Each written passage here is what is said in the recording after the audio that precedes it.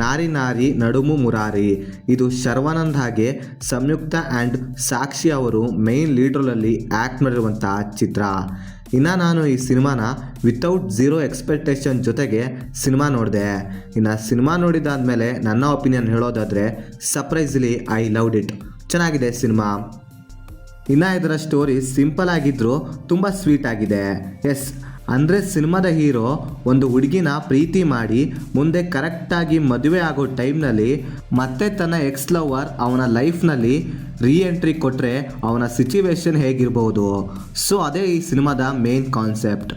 So ಈ ರೀತಿ ಇರೋ ಸಿಚುವೇಶನ್ನ ನಮ್ಮ ಹೀರೋ ಹೇಗೆ ಹ್ಯಾಂಡಲ್ ಮಾಡ್ತಾನೆ ಅನ್ನೋದನ್ನು ನೀವು ಸಿನಿಮಾ ನೋಡಿದ್ರೆ ತಿಳ್ಕೊತೀರಾ.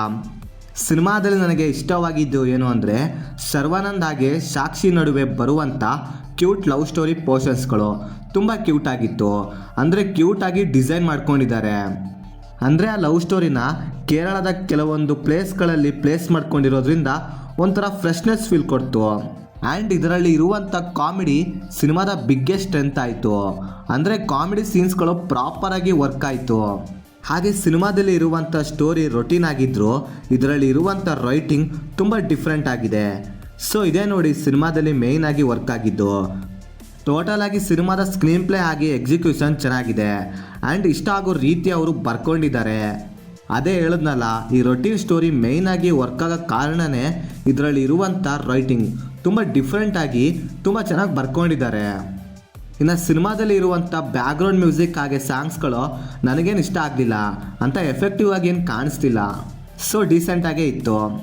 ಇನ್ನು ಪರ್ಫಾರ್ಮೆನ್ಸ್ ವಿಷಯಕ್ಕೆ ಬರೋದಾದರೆ ಶರ್ವಾನಂದ್ ಅವರ ಪ್ರೀವಿಯಸ್ ಸಿನಿಮಾಗಳಿಗೆ ಕಂಪೇರ್ ಮಾಡಿದ್ರೆ ಈ ಸಿನಿಮಾದಲ್ಲಿ ಅವರ ಲುಕ್ ಹಾಗೆ ಪರ್ಫಾರ್ಮೆನ್ಸ್ ತುಂಬ ಬೆಟರ್ ಆಗಿದೆ.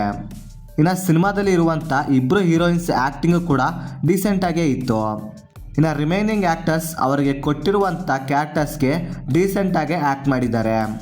ಇನ್ನು ಸಿನಿಮಾದಲ್ಲಿ ನನಗೆ ಮೇಯ್ನ್ ಆಗಿ ಕಷ್ಟ ಆಗಿದ್ದು ಇದರ ಸೆಕೆಂಡ್ ಹಾಫ್. ಯಾಕಂದರೆ ಸಿನಿಮಾದ ಫಸ್ಟ್ ಹಾಫ್ನಲ್ಲಿ ಇದರ ಮೇನ್ ಸ್ಟೋರಿನ ತೋರಿಸಿದ್ದಾರೆ. ಸೆಕೆಂಡ್ ಹಾಫ್ನಲ್ಲಿ ಅಂಥ ಇಂಟ್ರೆಸ್ಟಿಂಗ್ ಆಗಿ ತೋರಿಸೋಕ್ಕೆ ಸಿನಿಮಾದಲ್ಲಿ ಏನೂ ಇರಲಿಲ್ಲ. ಸೊ ಇದೇ ನೋಡಿ ಸಿನಿಮಾಗೆ ಒಂದು ಡ್ರಾಬ್ಯಾಕ್ ಆಗಿದ್ದು.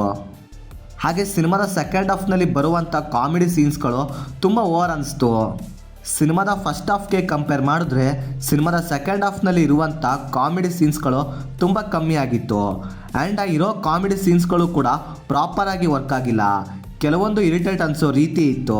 ಇಂಟ್ರೆಸ್ಟಿಂಗ್ ಅನಿಸೋ ರೀತಿ ಯಾವುದೇ ಸೀನ್ಸ್ಗಳು ನೋಡೋಕ್ಕೆ ಸಿಗಲಿಲ್ಲ. ಇನ್ನು ಸಿಂಪಲ್ ಆಗಿ ಹೇಳೋದಾದರೆ ಈ ಸಂಕ್ರಾಂತಿಯಲ್ಲಿ ತೆಲುಗಿನಲ್ಲಿ ರಿಲೀಸ್ ಆಗಿರೋ ಸಿನಿಮಾಗಳಲ್ಲಿ ಈ ಸಿನಿಮಾ ಸ್ವಲ್ಪ ನೋಡೋ ರೇಂಜಿಗಾರು ಇದೆ. ಅಂದರೆ ವರ್ತ್ ವಾಚ್ ಸಿನಿಮಾ ಅಲ್ಲ, ಎಂಟರ್ಟೈನಿಂಗ್ ಆಗಿದೆ. ಇನ್ನು ಸಿನಿಮಾನ ಫ್ಯಾಮಿಲಿ ಜೊತೆ ನೋಡ್ಬೋದಾ ಅಂದರೆ ಎಸ್ ನೋಡ್ಬೋದು, ಯಾವುದೇ ಬ್ಯಾಡ್ ಸೀನ್ಸ್ ಇರೋದಿಲ್ಲ.